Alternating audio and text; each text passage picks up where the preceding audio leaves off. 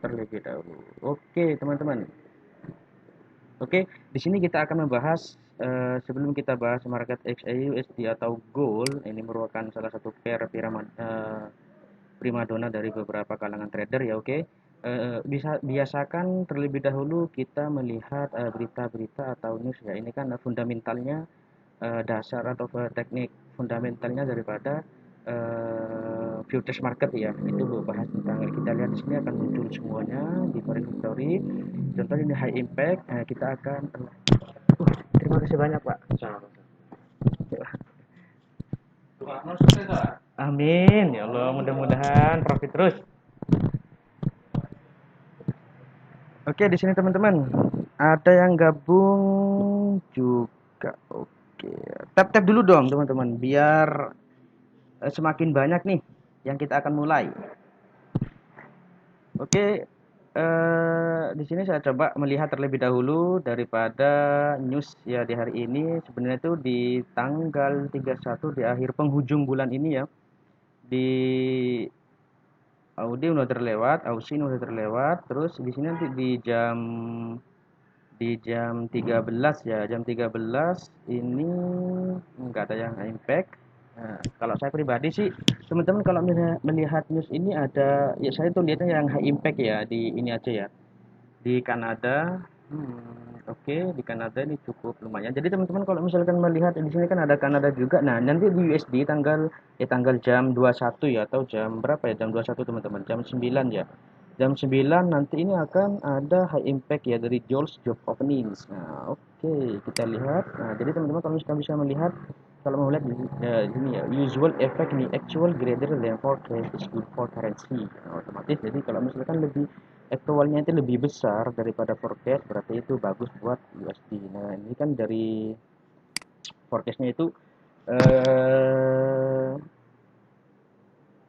previousnya kan di bulan kemarin itu 9,5 9,59 ya. 9,59.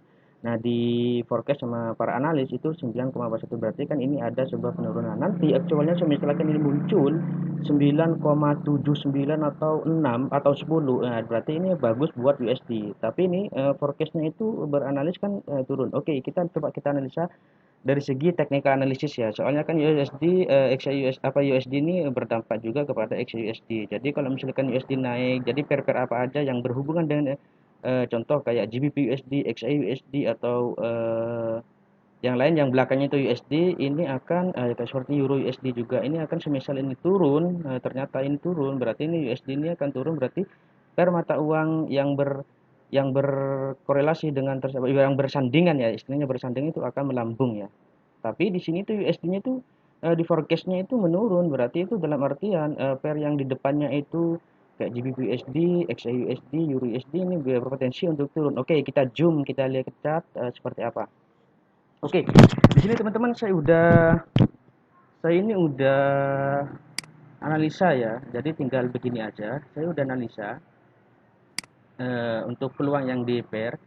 Sebenarnya kemarin itu waktu saya analisa, memang saya tuh analisa sukanya naik ke chart ya, chart closing ya teman-teman ya. Tapi tidak ada salahnya kalau teman-teman itu yang suka mau menggunakan indikator atau apa. Soalnya kan technical analysis kan sangat luas ya. Ada yang modern, ada yang juga klasik. Nah di sini teman-teman sesuka hatinya tuh mau pakai yang klasik atau mau modern terserah sih. Ada kalanya juga sebagai pendukung atau value daripada kita analisa. Jadi kita itu bisa menggunakan juga teknik daripada modern tersendiri. Saya pun pribadi menggunakan indikator stokastik ya teman-teman ya. Bukan stokastik tujuannya untuk apa? Untuk mencari divergen. Nah, divergen itu kan terbagi dua nih. Saya tuliskan terlebih dahulu di bawah. Divergen itu terbagi dua sebenarnya. Ada juga regular divergen dan juga ada irregular divergen. Oke, regular divergen. Regular divergen, divergen dan juga irregular divergen. Irregular, bentar teman-teman, divergen. Oke, divergen itu terbagi dua teman-teman ya. Oke, di sini. Jadi yang dimaksud dengan regular divergen ini, teman-teman nanti semisal di harga di chartnya itu begini misalkan ya. low high higher low, terus di sini bentuk higher high, terus di sini bentuk higher low lagi, dibentuk bentuk higher high. Nah, di chartnya itu ini membentuk lower low ya teman-teman ya, lower high ya. Jadi itu enggak matching antara grafik dengan indikator, enggak matching. Jadi di indikator itu bisa jadi bentuk seperti ini teman-teman. Misalkan naik, di sini naik, turun. Nah, seperti ini teman-teman ya. Jadi itu di indikator itu mengindikasikan bahwasanya itu jenuh jual itu udah teridentifikasi daripada indikator leading ya. Oke ya teman-teman ya. Oke, ini yang disebut dengan regular ya. Semisal kalau misalkan irregular gimana? Jadi itu tinggal dibalik teman-teman ya. Jadi divergent irregular itu begini. Semisal ini bentuknya, oke, bentar dulu saya coba cari yang jadi teman-teman semisal ini sini ada bentuk teman-teman, saya kasih warna hitam. Bukan warna hitam pekat banget nih ya.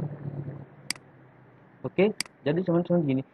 Di mana itu namanya? Di catnya itu bentuk higher low, terus di sini higher low lagi. Namun di grafiknya itu di indikatornya itu bentuknya seperti ini teman-teman. Misalkan higher high, nah di indikatornya itu malah bentuk lower low.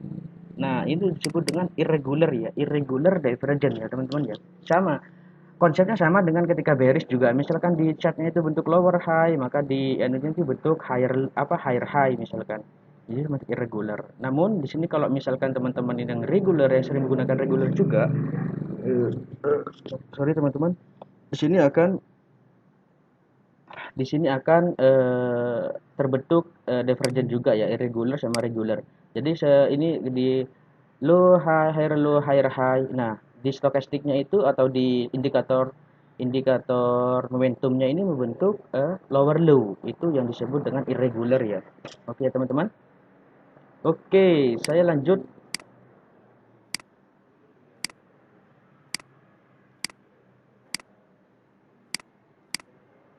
Oke, saya lanjut terlebih dahulu teman-teman. Di sini eh, saya pengen nyapa terlebih dahulu nih ke teman-teman yang sudah bergabung. Tap-tapnya dong. Wah, masa cuma ini 1000 nih. Yang banyak juga doang lu minimal 2000 kek lebih. Oke, yuk. Nanti kita akan bahas ya teman-teman ya. Hmm, apartemen yang gabung ini berapa sih?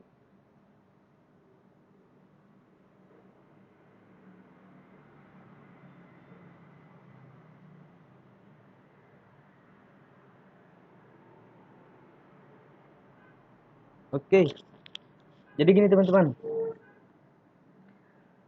Di sini ketika kita melihat chart, kita ketika melihat chart, di sini kan udah saya mappingin juga ya, maksudnya itu di sini jelas banget ya, trennya itu sangat turun ya, trennya sangat turun. Akan tetapi ketika kita kan untuk menjadi seorang trader itu kan tidak perlu eh, penganalisanya itu terus sampai ke belakang-belakang seperti ini ya teman-teman ya.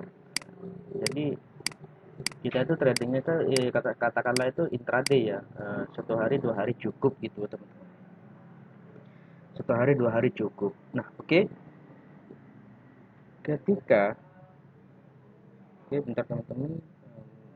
Oke, di sini teman-teman itu nanti untuk analisanya itu ya saya juga direkomendasikan di 4 jam atau di 1 jam itu udah cukup ya. Itu udah kenyang ya, udah kenyang kalau misalkan analisanya itu it's okay atau tepat atau holy grail ya. Perlu disclaimer on di sini berdasarkan outlook pribadi ya, berdasarkan pengalaman saya juga, pengalaman yang saya miliki juga terkait masalah ini apa analisis market. Jadi gini, pertama Pertama kita melihat terlebih dahulu tren ya. Tren analisisnya kemana sih? Nah, kalau kita di time frame 4 udah kelihatan banget. Biasanya saya menggunakan ini indikator moving average. Namun ini tidak tidak ya, maksudnya tidak menjadikan utama. Ini hanya pendukung aja. Kalau misalkan ini bergerak di bawah moving average ini berarti mengindikasikan bahwa itu harganya turun. Oke. Berarti kita harus taruh di mindset kita bahwasanya itu, taruh di pikiran kita bahwasanya ini sedang turun. Oke, kita hanya only sell. Oke, kita hanya sell. Namun ketika kita presisi lagi, di sini itu lebih jelas ya, maksudnya itu di sini ada low. Low, apakah low ini valid? Yes, ini valid karena itu udah ada mengindikasikan menghentakkan dari harga bawah ke atas. Terus yang kedua di sini kan bentuk high, di sini low, di sini high.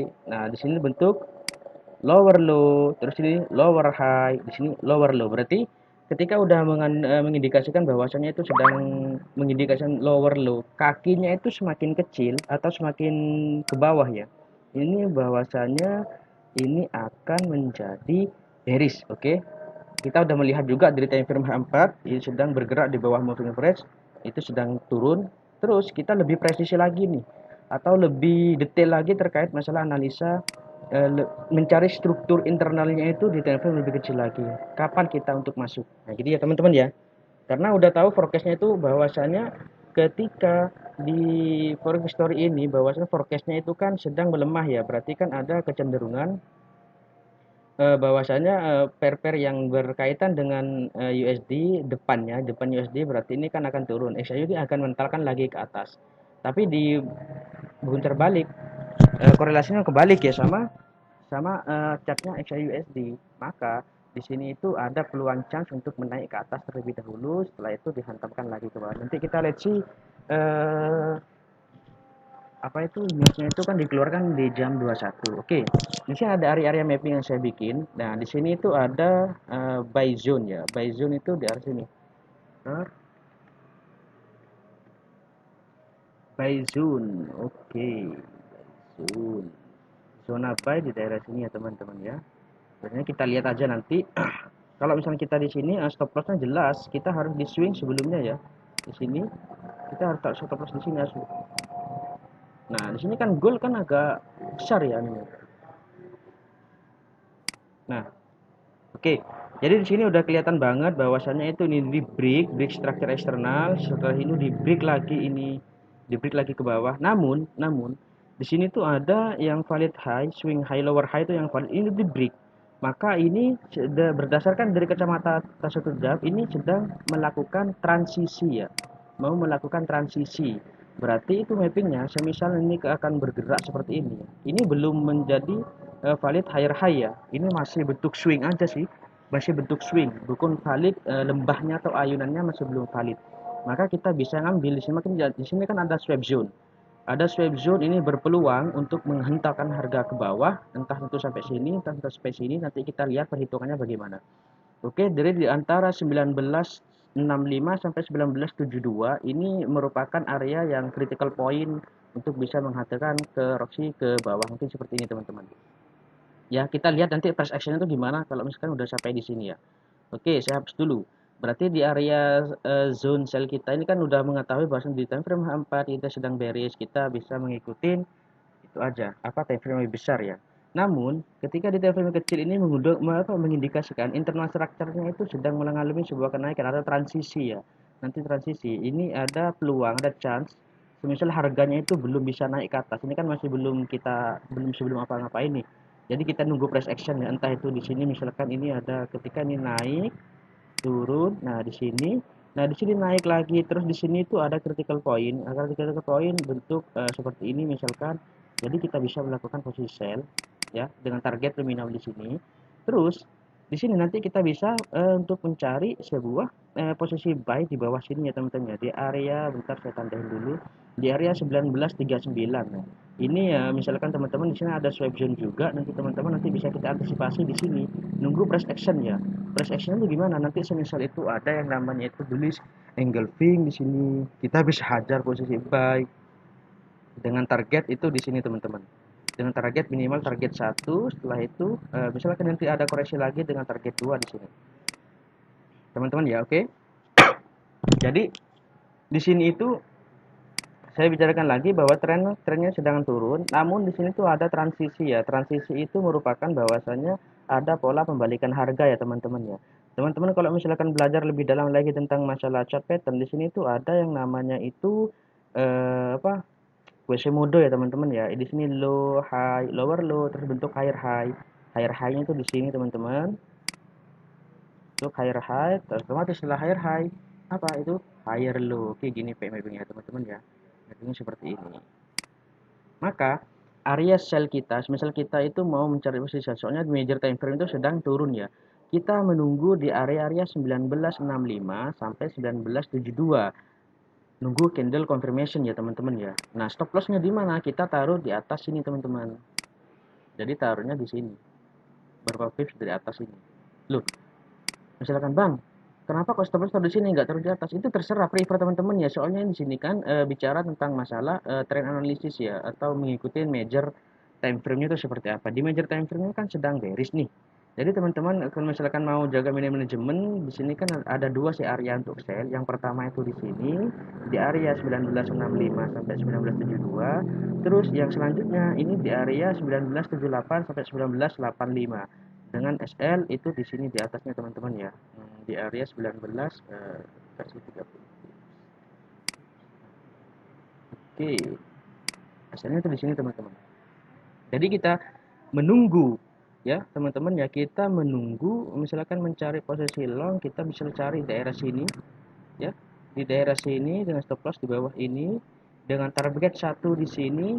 Nah, kita udah mendapatkan risk to rewardnya itu 1 banding 1 lebih, hampir kedua. Ini lumayan banget nih. Terus kita itu bisa mencari sebuah posisi sell. Nah, ketika sell soalnya di major time frame-nya itu sedang bearish, namun di sini menunjukkan ada sebuah transisi, ada pemantulan harga yang membentuk. Kalau misalkan teman-teman bicara tentang masalah pattern, di sini ada basic daripada pattern sendiri, basic daripada pattern itu sendiri, A, B, C, D itu ke atas ya. Oke ya teman-teman. Nah, seperti itu. Jadi kita bisa cari posisi buy, prefernya tuh kalau bisa misalkan mencari posisi buy itu di sini ya teman-teman ya, area di bentar saya refreshkan lagi 1941 ya, dengan stop loss ini di sini teman-teman 1930 ya, 30 di bawah swingnya harus ideal ya, jangan sampai pasang stop loss itu kecil banget gitu, ntar malah yang disalahin itu marketnya. Wah, saya kena tipu sama market, kita sendiri yang belum paham cara meletakkan stop loss itu bagaimana ya teman-teman ya. Jadi kalau misalkan harga ini udah masuk ke swipe zone di sini, kita nunggu price action ya. Entah itu lagi menggunakan chart pattern di time frame lebih kecil, nanti di time frame 15 entah itu ada pattern pembalikan arah, pattern reversal, entah itu ada triple top atau triple apa double top misalkan. Semisal ada head and shoulder teman-teman kalau belajar masalah chart pattern, nanti kita tunggu.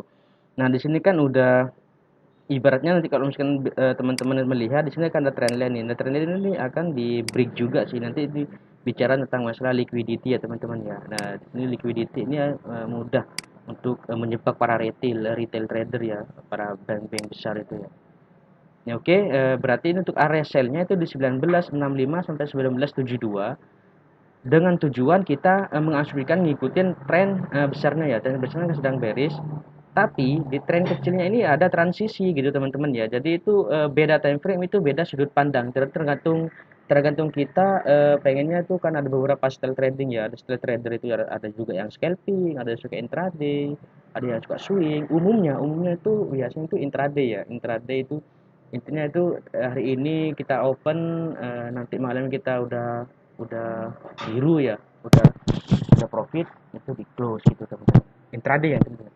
Berarti kita cari posisi sell-nya itu di 1965 1972 dengan stop loss di sini teman-teman, dengan stop loss itu 1975 teman-teman ya. Oke, semisal ini nggak disentuh, kita cari plan yang kedua, plan B-nya mana, buy ya teman-teman ya. Soalnya kita menggunakan transisi nih, transisi itu akan mengindikasikan bahwasanya pola pembalikan harga juga. Atau teman kalau misalkan belajar pattern, di sini ada head and shoulder nih, inverted head and shoulder, tapi lebih lebih condongnya itu ke Quasimodo ya teman-teman ya. Nanti kita buy di daerah sini ya dengan stop loss harapan itu di bawah. Teman-teman kalau misalkan belajar tentang masalah supply and demand, di sini tuh ada swipe zone ya. Swipe zone ini berpeluang juga memantulkan harga ketika terjadi sebuah transisi awal. Terus yang terakhir di sini tuh ada yang namanya itu peak candle zone ya. Peak candle zone ini ya terakhir di sini nih. Kalau misalkan teman-teman belajar tentang masalah Fibonacci juga, kita bisa lebih presisi lagi, tarik dari atas ke bawah. Ini saya asumsikan lower higher high-nya udah valid ya teman-teman ya. Kita asumsikan ke bawah. kita langsung di area golden ratio-nya itu 0,618 sama 0,50 daerah sini ya teman-teman ya. Ini 78 nanti itu nanti ini disebut dengan lower quartile ya atau diskon ya, diskon daripada untuk mencari posisi buy lah ibaratnya gitu teman-teman. Oke. Oke, teman-teman. Jadi untuk masuk goal ini ada dua plan. Yang pertama itu ketika harga tidak touch atau tidak nyentuh di atas ini, kita bisa apa itu cari di bawahnya itu mencari posisi buy. Oke.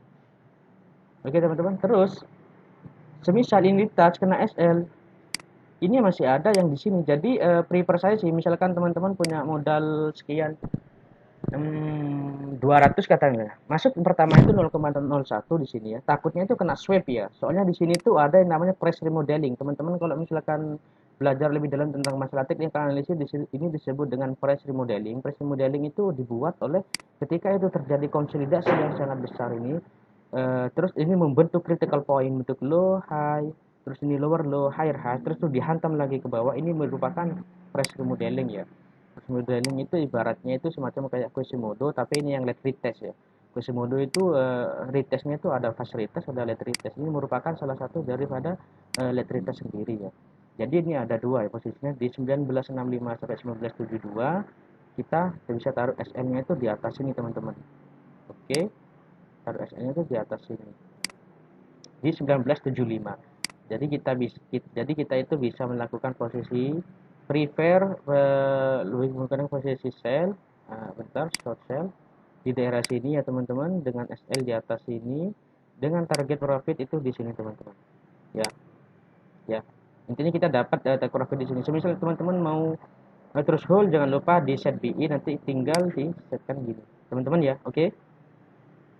Nah, semisal kena SL, udah kalau misalkan seperti itu makanya saya bilang kan tadi di sini itu ketika udah menyentuh di area ini 1975 terus sampai 1972, 1965 menyentuh ke 1972 kita harus benar-benar nunggu price action itu seperti apa ya. Misalkan di sini tuh ada Quasimodo atau ada candlestick pattern, ada bentuk engulfing atau bentuk ibaratnya harami di sini tuh nanti kita bisa melakukan posisi sell. Oke, teman-teman. Oke.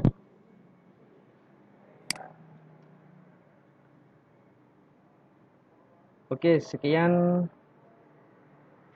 untuk mapping goal hari ini atau saya bilang outlook di market goal. Semoga nanti plan kita ini semua tersentuh oleh market dan semoga juga teman-teman bisa melakukan entry dan itu ya dapat profit cuan. Oke teman-teman, saya mohon pamit. Assalamualaikum warahmatullahi wabarakatuh.